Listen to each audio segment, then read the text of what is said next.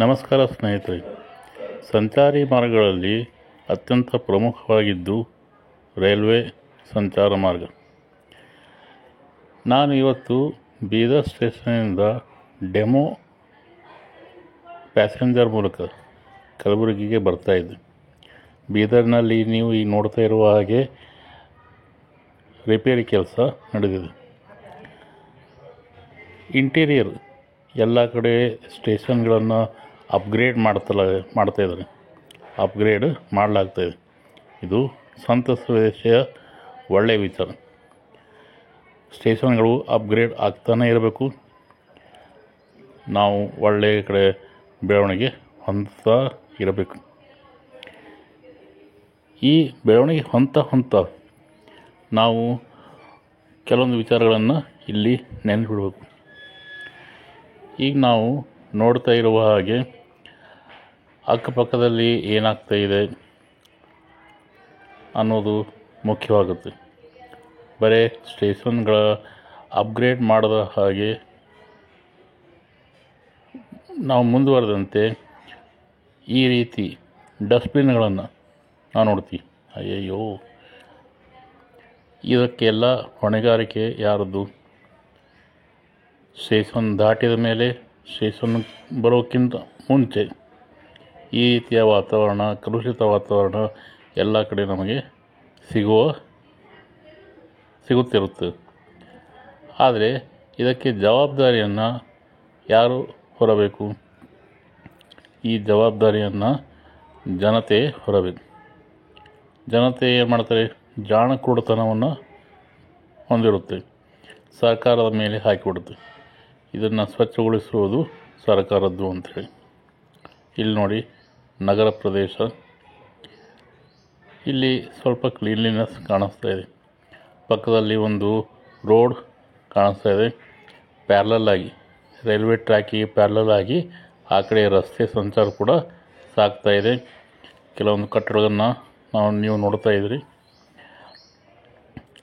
ಈಗ ಇಲ್ಲಿ ನೋಡಿ, ಒಂದು ಕ್ರಾಸ್ ಬ್ರಿಡ್ಜ್. ಈ ನಿಯಮವನ್ನು ಕೂಡ ಪಾಲನೆ ಆಗಬೇಕಾದ್ದು ವಿಚಾರ. ಇಲ್ಲಿ ಅಂಡರ್ ಬ್ರಿಡ್ಜ್ ಕನ್ಸ್ಟ್ರಕ್ಷನ್ ಕೂಡ ನಡೀತಾ ಇದೆ. ಇಲ್ಲಿ ಬರೋ ವಿಚಾರ ಅಂದರೆ ಸ್ವಚ್ಛತೆ.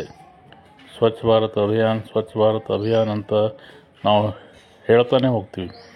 ಆದರೆ ಈ ಸ್ವಚ್ಛ ಭಾರತ್ ಅಭಿಯಾನ ಸರ್ಕಾರ, ನಗರ ಪ್ರದೇಶದ ಪ್ರಾಧಿಕಾರ ಮತ್ತು ಜನತೆ ಎಲ್ಲರೂ ಕೂಡ ಈ ಅಭಿಯಾನದಲ್ಲಿ ಪಾಲ್ಗೊಂಡ್ರೆ ಮಾತ್ರ ಈ ಸ್ವಚ್ಛ ಭಾರತ್ ಅಭಿಯಾನ ಪೂರ್ಣಗೊಳ್ಳುತ್ತದೆ. ಇದರಲ್ಲಿ ಜನರ ಪಾಲ್ಗೊಳ್ಳುವಿಕೆ ಅತ್ಯಧಿಕವಾಗಿರಬೇಕು. ನೋಡಿ, ಇಲ್ಲೊಂದು ಸುಂದರವಾದ ದೃಶ್ಯ. ಆಕಾಶದಲ್ಲಿ ಬಣ್ಣಗಳ ಚೆಲುವಿನ ಚಿತ್ತಾರ ಇಲ್ಲಿ ನೋಡ್ಬೋದು.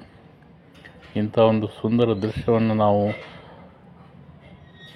ಸಾಕಷ್ಟು ದಿನಗಳಲ್ಲಿ ನೋಡ್ತಾನೆ ಇರ್ತೀವಿ. ಈಗ ಹತ್ತಿರದಲ್ಲೇ ಮತ್ತೊಂದು ಸ್ಟೇಷನ್, ಖಾನಾಪುರ ಸ್ಟೇಷನ್ ಈ ರೀತಿಯಾಗಿದೆ.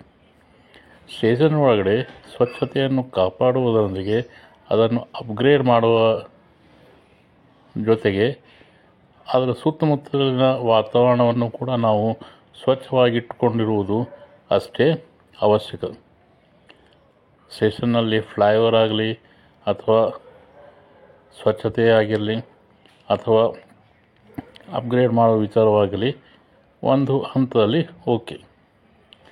ಇನ್ನೊಂದು ಹಂತದಲ್ಲಿ ನಮ್ಮ ಜವಾಬ್ದಾರಿಯನ್ನು ಇನ್ನೊಬ್ಬರ ಕಡೆ ಹಾಕದೇನೆ ನಮ್ಮ ಜವಾಬ್ದಾರಿಯನ್ನು ಕೂಡ ನಾವು ಸರಿಯಾಗಿ ನಿಭಾಯಿಸಬೇಕು. ನಾವೇ ಅರಿತುಕೊಂಡು ಅದನ್ನು ನಿಭಾಯಿಸಬೇಕು. ಇದು ನೋಡಿ, ಇನ್ನೊಂದು ಸ್ಟೇಷನ್, ಹುಮ್ನಾಬಾದ್ನಲ್ಲಿ ಸ್ಟೇಷನ್ ಈ ರೀತಿ ಇದೆ. ಈ ಸ್ವಚ್ಛತಾ ಅಭಿಯಾನ ನಿಮ್ಮೆಲ್ಲರ ಜವಾಬ್ದಾರಿ. ಆ ಸ್ಟೇಷನ್ ಒಳಗಡೆ ಇರ್ಬೋದು ಅಥವಾ ಸ್ಟೇಷನ್ ಹೊರಗಡೆ ಇರ್ಬೋದು. ಇಲ್ಲಿ ಮತ್ತೊಂದು ಸ್ಟೇಷನ್ನ ಒಂದು ದೃಶ್ಯ, ಕಮಲಾಪುರ ರೈಲ್ವೆ ಸ್ಟೇಷನ್. ನೋಡಿ, ಎಷ್ಟು ಸುಂದರವಾಗಿ ಈ ಸ್ಟೇಷನ್ ಶುಚಿಯಾಗಿ ಇಟ್ಟುಕೊಂಡಿದ್ದಾರೆ. ಜನರು ಇಳಿದು ಹೋಗೋದು ಮತ್ತು ಜನರು ಈ ರೈಲಿನಲ್ಲಿ ಹತ್ತುವುದು ನೋಡಿ. ಈಗ ಗುಲ್ಬರ್ಗ ಸ್ಟೇಷನ್ ಬರ್ತಾಯಿದೆ. ಗುಲ್ಬರ್ಗ ಸ್ಟೇಷನ್ ಒಳಗಡೆ ನಾವು ಪ್ಲ್ಯಾಟ್ಫಾರ್ಮ್ಗೆ ಈ ರೈಲು ಬಂದು ನಿಲ್ತಾಯಿದೆ. ಇಷ್ಟು ಮಾತಾಡ್ತಾ ನಾವು 2.5ರಿಂದ 3 ಗಂಟೆಗಳ ಕಾಲ ಕಳೆದದ್ದು ಹೇಗೆ ಅಂತ ಗೊತ್ತಾಗಲೇ ಇಲ್ಲ. ನೀವೆಲ್ಲರೂ ಸ್ವಚ್ಛತೆಯನ್ನು ಕಾಪಾಡ್ಕೊಳ್ತೀವಿ ಅಂತ ಒಂದು ಪ್ರಣವನ್ನು ತೊಟ್ಟು ಈ ಒಂದು ಪ್ರಯಾಣವನ್ನು ಇಲ್ಲಿಗೆ ಮುಗಿಸೋಣ. ನೋಡಿ, ಗುಲ್ಬರ್ಗ ನಿಲ್ದಾಣ ಕೂಡ ಎಷ್ಟು ಸ್ವಚ್ಛವಾಗಿದೆ. ಗುಲ್ಬರ್ಗ ರೈಲ್ವೇದವರು ಕೂಡ ಸ್ವಚ್ಛವಾಗಿ ಇಟ್ಕೊಂಡಿದ್ದಾರೆ. ಧನ್ಯವಾದಗಳು.